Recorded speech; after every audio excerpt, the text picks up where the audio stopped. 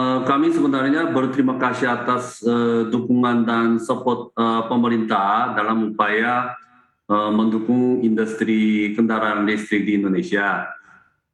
Kami dari Hyundai Motor dengan keluaran yang PMK 13 tahun 2022 ya, itu dapat dimungkinkan import CKD pack dengan skema FTA dengan bea masuk 0%.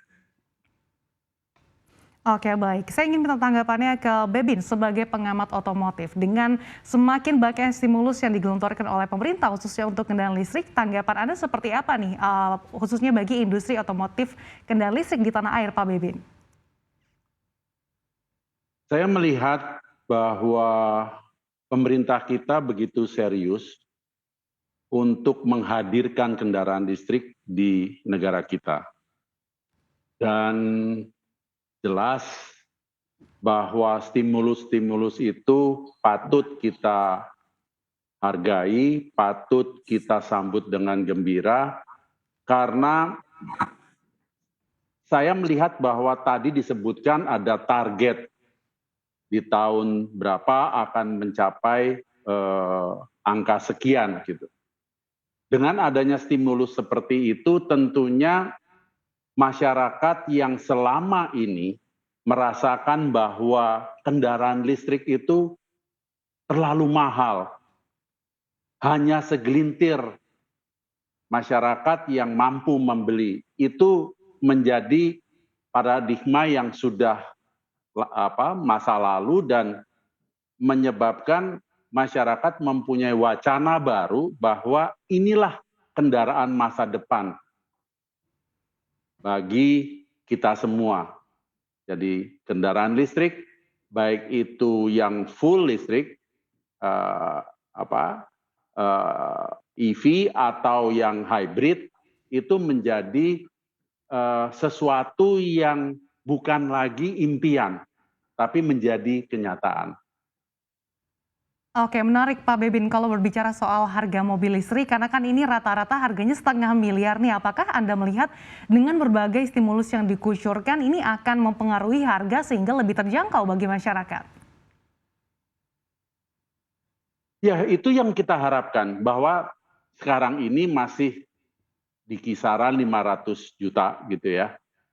Tapi ketika stimulus diluncurkan, kemudian pabrikan mempunyai pilihan, mempunyai opsi-opsi lain, sehingga misalnya bisa menghadirkan kendaraan dengan harga 300-an juta, itu kan jangkauan masyarakat atau jangkauan konsumer yang bisa membeli kan menjadi semakin besar.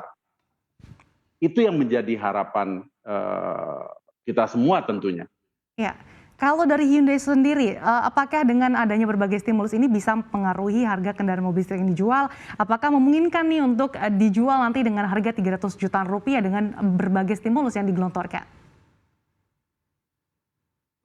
Stimulasi yang macam-macam itu sebenarnya ada pengaruh meringankan harganya.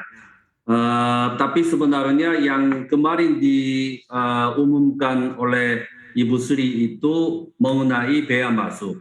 Jadi bea masuk 5% walaupun dihapuskan, tetap masih ada PPNBM waktu jual mobil listrik juga.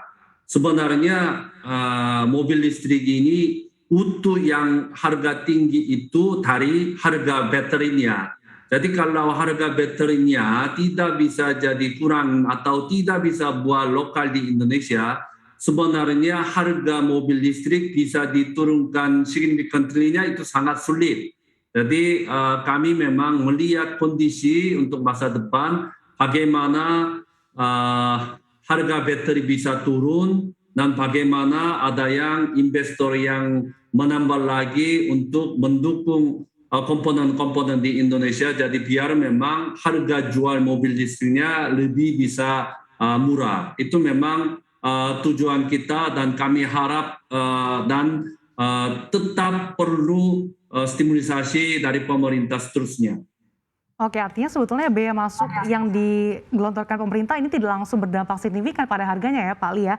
Nah terkait dengan insentif Iya, ini iya, iya. apakah juga menjadi pertanda nih Pak Li, persaingan yang ketat khususnya industri mobil di kawasan ASEAN mengingat rival industri otomotif kita Thailand ini juga tampaknya juga sedang gencar-gencarnya menggelontorkan stimulus di kendaraan listrik. Pak Li tanggapannya?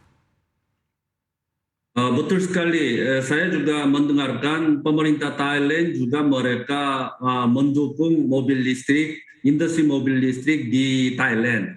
Tapi sebenarnya Thailand itu mereka memfokuskan mengenai mobil hybrid dari beberapa tahun yang lalu. Oleh karena itu Indonesia harusnya memang arahnya jangan lewat hybrid dan langsung ke arahnya mobil listrik. Karena di Indonesia juga ada yang nikel yang paling market share-nya besar di dunia, dari mungkin hulu ke hilir itu semuanya bisa dibuat oleh Indonesia sendiri. Oleh karena itu pemerintah Indonesia juga mengundang Hyundai biar memang membuat mobil listrik di Indonesia. Tapi di Thailand beberapa hari yang lalu sudah diumumkan Foxconn juga mereka maunya menginvestasi.